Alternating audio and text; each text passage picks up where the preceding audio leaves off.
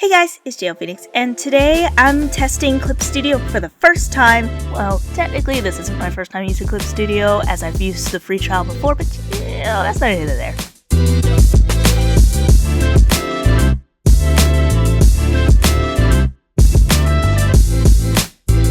As soon as I got Clip Studio, I was very excited to actually get into the program and get started trying to understand it, figure out where everything is, and just kind of, go from there. So what better way to test it than by actually drawing a picture, as one always does when they're first testing out an art program. So firstly, I try to find where the brushes are, figure out where all the colors and stuff are, and try not to rely too heavily on the fact that I was super used to how Photoshop's layout is, where all of my main tools are kind of on the left side, and then the colors and stuff and the layers are all on the right, along with the effects and all that. So I kind of had to, like I said, get used to how the platform kind of looks and the layout of certain things. It was jarring, I kid you not, because as I was drawing, I was trying to draw in the same manner of how I would draw in Photoshop. But I can say that the initial feel of drawing on Clip Studio, it definitely feels a lot different. It feels like I'm drawing on paper, at least as far as how I was drawing on the illustration side of it. So I started off using the mechanical pencil type pencil. As I was sketching this, I didn't know what I was gonna sketch, but I just kind of sketched it, and it was funny. As I was drawing this character, I was like, ooh, I'm gonna use Evelyn as my example to draw someone else from the same kingdom that she's from. So I took that as an opportunity to draw this character. Now, I was thinking to myself the whole time when I was drawing this is okay, how am I going to be able to outline this the same way how I outlined all of my Tale of Vandalinda characters? Because I have a specific custom brush that I use for it. First I looked up to see if Photoshop brushes can work in Clip Studio. Good news is they can, so that was good for me. However, the only downside is that I guess because of the fact that how my brushes are made, they don't exactly translate well into Clip Studio. At least that's my initial thoughts. But you'll see this more when I get to the outlining side of things. Now, as I was sketching, I was kind of taking my time with sketching and everything because, like I said, it felt like I was drawing on paper. Now, the interesting thing is that the entire time as I was drawing this character, I was going to do the entire sketch on one layer. And if I kept going, I would have outlined and colored it on one layer. Only because it just, like I said, it just felt like I was drawing on paper. It really did. And so, which is one thing that I really appreciate about Clip Studio, is that it feels like I was drawing on paper. Now, another thing I would like to discuss about as I was working in Clip Studio was when I was trying to find specific tools, for selecting your object or selecting the sketch. Instead of just clicking on the move tool, because that's what it's called in Photoshop, it's called the move tool. So the selection tool was located up at the top, right under the little menu bar. Yeah, so I had to click on that in order for me to resize the drawing that I did. Regardless, it was pretty weird and jarring for me because I was I'm just used to just kind of clicking on move and bam, I can move my thing and shrink it. Shrink it, make it big, however I need to. So that's probably one of the things that's probably gonna make the workflow for a while kind of at least take a little bit more time for me to do what I would normally be able to kind of fly through and do in Photoshop. At some point, I was looking for the crop tool. On Photoshop, I'm used to the crop tool being in that lineup with all the other tools. So I was thrown off by the fact that I had to go into edit and then I had to go down to change canvas size. And from there, I was able to find this little thing that allowed me to crop the canvas. But I had to go on there and crop it that way, which was a little jarring for me because I'm used to just kind of clicking on the tool and just cropping it. So that's one thing I was okay, well, I'm gonna have to get used to that. I also ended up changing out the layout and stuff, so I moved the colors up on the right side of the thing. I got rid of the little, the drawing preview window thing, because Photoshop has it too, but I never use it. I literally leave it off because I don't really need it. I also moved up the layers as well because I like having the layers a little bit bigger, like easier for me to kind of access all of my layers and stuff. But it's also very weird for me to have to go up top and add a new layer and add new folders than to click at the bottom and add a new layer, new folder. I mean, I've been using Photoshop for over 10 years now? Yeah, it's well over 10 years I've been using Photoshop. So you can imagine how jarring it is to go from that to this.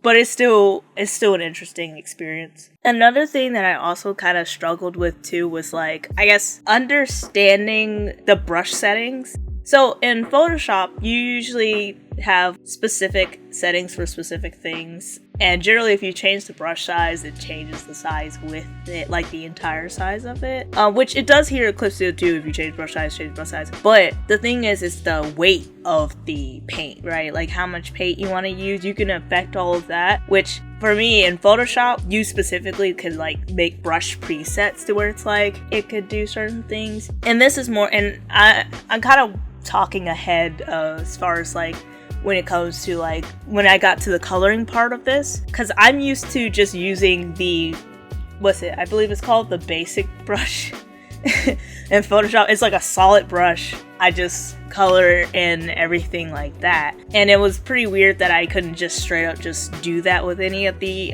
preset brushes that are already in the program. I kind of adjusted one of the brushes that were in there. I don't remember the name of it at the moment. And I had to take one of the brushes and I had to change how much paint is applied and all that stuff and change all the settings just so it could act kind of like the basic brush in Photoshop, but it wasn't fully acting like it. And thinking about it, I'm like, okay, I might have to make these specific brushes that I would typically use in Photoshop. I had to make it like Clip Studio version of it essentially and import it that way, so that way I have an easier time drawing in Clip Studio and coloring. For me, it kind of feels like I'm kind of restricted a little bit in a way, but it's only because it's a new program. I'm just learning it. I'm just getting to know it.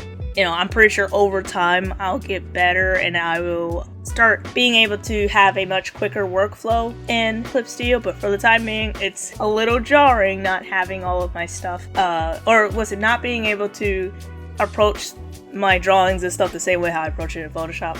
So when I finally finished all the outlining and the base colors and everything, shading was the thing that also really threw me off. So I used a brush that was kind of like a pressure type deal that I was like, okay, well, this should act at least somewhat similar to the, to the opacity pressure brush in Photoshop. I was like, I should get the same result, be able to kind of control how much pressure I'm applying to it, as if I was coloring on paper. Yeah, so the brush I picked it's somewhat acting like that, but it's more like a layer kind of brush. So it's you put down one layer of pressure and then you put down another layer, and it kind of it blends at the same time you paint. It's more like a blending brush, if you will.